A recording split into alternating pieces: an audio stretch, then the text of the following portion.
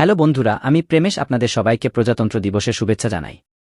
তাই আজকের ভিডিওতে আমরা দেখব ২৯শে জানুয়ারি অর্থাৎ সোমবার নিফটি ব্যাংক নিফটিতে রাষ্ট্রীয় পর্যায়ে কি হবে। আমরা এই সমস্ত পয়েন্ট বিস্তারিত আলোচনা করব। সুতরাং আপনি যদি সোমবার বাজারে একটি চমৎকার কৌশল এবং স্বচ্ছতা চান তাহলে শেষ পর্যন্ত আমাদের সাথে থাকুন। তো চলুন প্রথমেই আজকের পদক্ষেপ নিয়ে আলোচনা করি। এই ভিডিওটি খুব গুরুত্বপূর্ণ হতে চলেছে, কারণ শুক্রবারের বাজার চলছে এবং পরবর্তী যে বাজারটি খুলছে তা বাজেটের দিন সপ্তাহে খোলা হবে, যার ভালো প্রভাব পড়তে পারে। আপনি বাজারে জানেন বাজেটের আগে একটি ভালো পদক্ষেপ আসে এবং আমরা দেখছি যে বাজারে কোথাও না কোথাও সেই পদক্ষেপ আসছে। ভিডিওগুলি খুব গুরুত্বপূর্ণ হতে চলেছে এবং এটি আপনার জন্য অর্থোপার্জনের একটি দুর্দান্ত সুযোগ। তাই সবার আগে আমরা এই নিফটি অ্যালিস দিয়ে শুরু করব। সোমবার বাজারে কি ধরনের আচরণ পেতে পারেন? একই সাথে প্রথমে আমরা আজকের লেভেল থেকে অর্থাৎ আজকের বাজার নিয়ে আলোচনা করব, আজকের বাজার কিভাবে এগিয়েছে তা নিয়ে আলোচনা করব এবং তারপর আলোচনা করব পরের দিন অর্থাৎ সোমবারের জন্য বিশ্লেষণ। প্রথমে বন্ধুরা, আপনি যদি বাজারটি মনোযোগ সহকারে দেখেন, যখন একটি হাতুড়ি তৈরি হয় প্রথম মোমবাতি মানে ৯টা ১৫ থেকে ৯টা ২০ পর্যন্ত, যা ৫ মিনিটের মোমবাতি। এর অর্থ কি? সবাই কমেন্ট করবেন। এর মানে ক্রেতা বেশি এবং বিক্রেতা কম। এটা একেবারেই ভুল। বিক্রেতা বেশি এবং ক্রেতা কম। বিক্রেতা কয়জন? আমি বুঝলাম এখানে মার্কেট খোলা হয়েছে। আমি একটু জুম করে দেখব যাতে আপনারা ভালো করে বুঝতে পারেন। দেখুন, এখানে মার্কেট খোলা হয়েছে। এরপর তিনি ক্রমাগত এখান থেকে পুশ করে নিচে বাজার নিয়ে আসেন। মানে এটা নামানোর পেছনে কার হাত আছে? বিক্রেতারা জড়িত, মানে বিয়ারিজ গ্যাং জড়িত। এখন বাজার ছিল বিয়ারিজ গ্যাংয়ের হাতে। প্রথম মোমবাতি একেবারে সমতল খোলার গুরুত্বপূর্ণ ছিল। মোমবাতিটি দেখার পরে এটি স্পষ্ট হয়ে ওঠে যে বিক্রেতারা ইতিমধ্যে এটিতে প্রবেশ করেছে। প্রথম মোমবাতির পরের মোমবাতি দেখার পর নিশ্চিত হল ভাই বিক্রেতাদের দাপট বেশি। মানে বাজার একটু কনফিউজ যে এটা উপরে যেতে চায় নাকি নিচে নামতে চায়। মার্কেট ক্রিটিক্যাল লেভেলে দাঁড়িয়ে আছে বলে একটা উদাহরণ হিসেবে দেখা যাক। মার্কেট এখান থেকে এসেছে, এখন মার্কেট উপরে দাঁড়িয়েছে। এটা এখন এই জোনে অবাধে বাজার চলছে।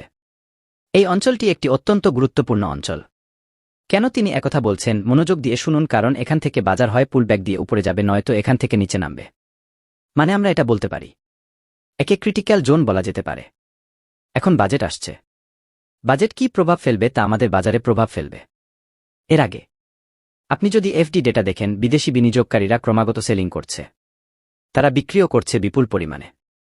আপনি যদি দেখেন এর আগে আমরা ১ কোটি বিক্রি পেয়েছি, আজ আমরা ৭ কোটি বিক্রি পেয়েছি। এর আগে আমরা ৩,১০০ কোটি টাকার সেলিং করেছি। ৫০০, ৩,০০০, ৬০০, ৯০০ এবং ১০,০০০ কোটি টাকা সেলিং করা হয়েছে। তা একদিনের ক্রেতাদের দ্বারা কেনা হচ্ছে। কিন্তু কোথাও কোথাও সেলিং চাপ বাড়ছে। অর্থ বিনিয়োগকারীরা কোথাও না কোথাও তাদের প্রভাব পরিবর্তন করছে। আমি আপনার সাথে ভারতীয় বাজারের সবচেয়ে গুরুত্বপূর্ণ স্তর নিয়ে আলোচনা করি যা আপনাকে সোমবারের বাজারে সাহায্য করবে। প্রথমত আজকের লেভেলের মার্ক করে ফেলুন এই স্তরটি ২১,৪০০, যা সবচেয়ে গুরুত্বপূর্ণ।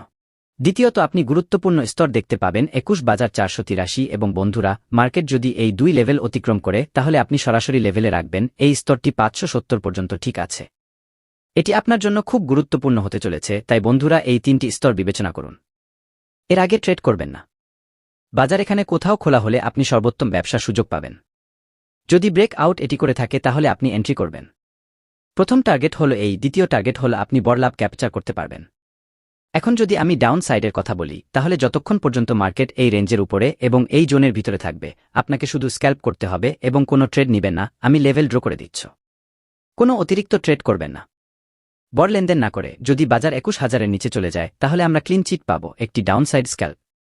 এর নিচে এটি কমপক্ষে ৬০ থেকে ৭০ পয়েন্ট পর্যন্ত স্ক্যাল্প করবে, অর্থাৎ আমরা ২১,২৫০ থেকে ২১,১৯০ টাকা পর্যন্ত স্ক্যাল্প পাব। এখান থেকে মার্কেট যদি ২১,১৫০ এর লেভেল অতিক্রম করে তাহলে ধরে নিতে পারেন যে এখন এর নিচে মার্কেটে একটা বড় ফ্রি কন্টিনিউশন থাকতে পারে। দেখা যাক তাহলে সোমবার ব্যাংক নিফটি কিভাবে টিকে থাকতে পারে। দেখুন, সোমবার ব্যাংক নিফটি ব্যবধান খুলতে পারে এমন একটি উচ্চ সম্ভাবনা রয়েছে, কিন্তু আপনি যদি এখানে দেখেন আপনি গত ২৫ তারিখে এই ধরনের ব্রেকআউট দেখেছেন। তাই দেখুন, আমরা যদি সোমবারের কথা বলি, যদি বাজারটি ৪৫-এর কাছাকাছি খোলে এবং ১ থেকে ২ ঘন্টা অপেক্ষা করতে হবে, তারপরে যদি এটি উপরে উঠতে শুরু করে তবে এটি ধারাবাহিকভাবে দেখা যেতে পারে ২০০ থেকে ৩০০ পয়েন্ট অফসাইড মার্কেটে যাবে। আমি সেলিং এর জন্য আপনাকে দূরে থাকে ভালো। এটি এখন একটু ধীর হয়ে গেছে।